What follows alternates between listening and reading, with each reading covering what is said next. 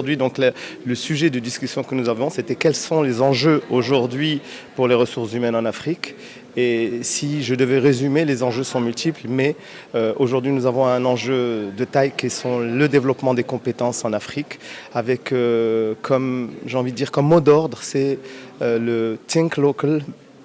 Think global but act local, c'est-à-dire que nous devons avoir effectivement une approche globale, mais avec une mise en place qui est localisée avec les réalités locales et avec les réalités de chacune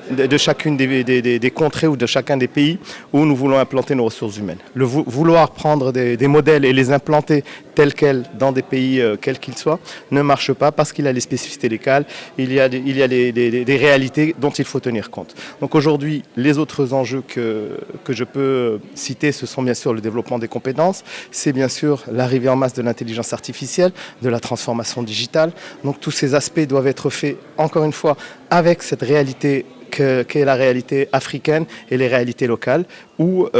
voir un petit peu à partir d'un état des lieux pour voir un petit peu où c'est que nous voulons arriver. Et comme j'ai dit tout à l'heure, l'idée c'est pas que tous les trains aillent à la même vitesse, mais c'est que tous les trains démarrent et que les gens puissent prendre le train et avancer vers cette évolution de la fonction RH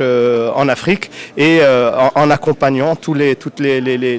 le microcosme économique et les entreprises africaines à pouvoir atteindre un niveau de compétitivité, un niveau de compétence en utilisant tous les outils RH qui peuvent être mis à leur disposition. Aujourd'hui, les entreprises en sont conscientes et celles qui n'en sont pas conscientes, de toute façon, finiront par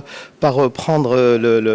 la problématique de plein fouet parce que ce sera une réalité aujourd'hui. Ne pas avoir les compétences, ne pas avoir la capacité d'attirer les meilleurs, ne pas avoir la capacité d'évoluer, ne pas avoir la capacité d'apprentissage et de faire évoluer les compétences parce qu'aujourd'hui,